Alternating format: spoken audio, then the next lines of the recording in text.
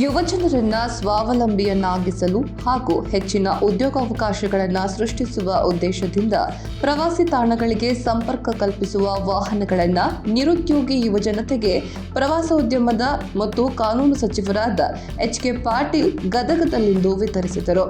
ಸುದ್ದಿವಾಹಿನಿಯೊಂದಿಗೆ ಮಾತನಾಡಿದ ಸಚಿವ ಎಚ್.ಕೆ. ಪಾಟೀಲ್, ಜಿಲ್ಲೆಯ ಪ್ರವಾಸಿ ತಾಣಗಳನ್ನು ಅಭಿವೃದ್ಧಿಪಡಿಸುವ ಬಗ್ಗೆ ಚಿಂತನೆ ನಡೆಸಲಾಗಿದ್ದು, ಪ್ರವಾಸಿಗರಿಗೆ ಕಡಿಮೆ ದರದಲ್ಲಿ ಪ್ರವಾಸಿ ತಾಣಗಳನ್ನು ನೋಡಲು ಅನುಕೂಲ ಮಾಡಿಕೊಡಲಾಗುವುದು ಎಂದರು. ಅಲ್ಲದೆ ನಿರುದ್ಯೋಗ ಸಮಸ್ಯೆ ನಿವಾರಿಸಲು ಸರ್ಕಾರ ಹಲವಾರು ಕಾರ್ಯಕ್ರಮಗಳನ್ನು ರೂಪಿಸ್ತಾ ಇದೆ.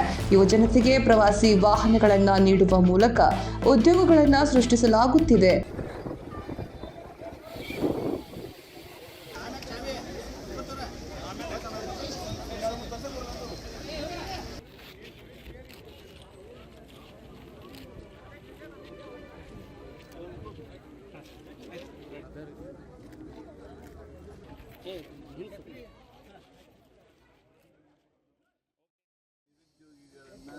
ಉದ್ಯೋಗಸ್ಥರನ್ನಾಗಿ ಮಾಡಬೇಕು.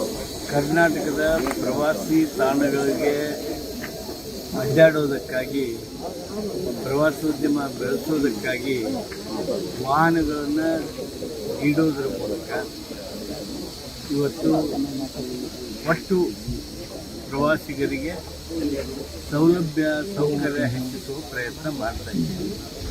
ಆ ಪ್ರಯತ್ನದಲ್ಲಿ ಗದಗ ಜಿಲ್ಲೆಯೊಳಗೆ ಇವತ್ತು 44 ವಾಹನಗಳನ್ನು ನಾವು ನಿರುದ್ಯೋಗಿಗಳಿಗೆ ಉದ್ಯೋಗಸ್ಥರನ್ನಾಗಿ ಮಾಡೋದಕ್ಕೆ, ಪ್ರವಾಸೋದ್ಯಮವನ್ನು ಉತ್ತೇಜನ ಮಾಡೋದಕ್ಕಾಗಿ ಇವತ್ತು ನಾವು ಕಾರುಗಳನ್ನು ನಮ್ಮ ಜಿಲ್ಲೆಯವರಿಗೆ ಕೊಡ್ತಾ ಇದ್ದೇವೆ.